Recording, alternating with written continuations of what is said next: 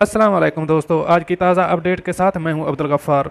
आपसे रिक्वेस्ट करूंगा, अगर आप हमारे चैनल पर नए हो तो सबसे पहले हमारे चैनल को सब्सक्राइब कर दें, साथ बेल आइकन को भी प्रेस कर दें ताकि हर नई आने वाली वीडियो का नोटिफिकेशन सबसे पहले आपको मिल सके। अगर वीडियो पसंद आए तो इसको एक लाइक भी कर दें। अब चलते हैं आज की ताज़ा तरीन अपडेट की तरफ। अरब अमारात में एक और इंडियन ने 3 मिलियन दिरहम का फ्रॉड करके हैदराबाद इंडिया भाग गया है। इंडिया के बिजनेसमैन योगेश अशोक वारीवा 3 मिलियन का मेगा फ्रॉड करके इंडिया भाग गया। आजकल इंडिया की परवाज़ें बंद हैं, लेकिन खसूसी परवाज़ें चलाई जा रही हैं जिनको वंदे भारत का नाम दिया गया है। योगेश अशोक भी दुबई से खसूसी परवाज़ के ज़रिए इंडिया भाग गया। योगेश ने 40 कंपनियों के साथ फ्रॉड किया और 6.15 करोड़ इंडियन रुपए लेकर भाग गया। 36 साल योगेश अशोक जो एक बिजनेसमैन था, उनकी कंपनी का नाम royal luck food stuff trading था। इसने 40 कंपनियों से सामान लिया और इनको चेक दिए थे। जब ये ताजर चेक कैश करवाने बैंक में गए तो पता चला कि बैंक में इनके अकाउंट में कुछ नहीं है और इनका अकाउंट खाली है। जिस पर ताजर 21 मई को इसके office royal luck food stuff में गए।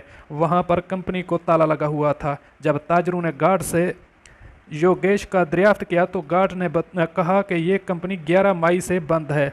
तब ताजरों के होश उड़ गए तो उन्होंने योगेश के मैनेजर और सेल्समैनों को कॉलें की और इनके नंबर बंद थे। तब योगेश को कॉल की गई तो इसका पर्सनल नंबर भी बंद था। ये तमाम ताजर देरा दुबई के एक पुलिस स्टेशन गए और जब पुलिस ने पता लगाया तो सारी बात खुल गई। पुलिस को बताया गया कि योगेश अशोक 11 मई से वंदे भारत की पहली परवाज़ लेकर इंडिया फरार हो गया है और इंडिया में इसने 14 दिन का करंतना भी पूरा करके 25 मई को हैदराबाद रवाना हो गया। गमज़दा ताजरों के वकील ने कहा कि तेलंगाना पुलिस को योगेश अशोक के खिलाफ कई ईमेल्स की, लेकिन इंडिया की पुलिस ने कोई एक्शन नहीं लिया है। वकील ने कहा है कि हमने योगेश के खिलाफ इंडिया और दुबई में केस फाइल करने का मंसूबा बनाया है। वकील ने कहा कि ये एक अजीब बात है, इंडिया ने प्रवासें दुबई में फंसे हुए लोगों के लिए चलाई थी, मगर योगेश को कैसे टिकट मिल गई और वो कैसे भागने में कामयाब हुआ।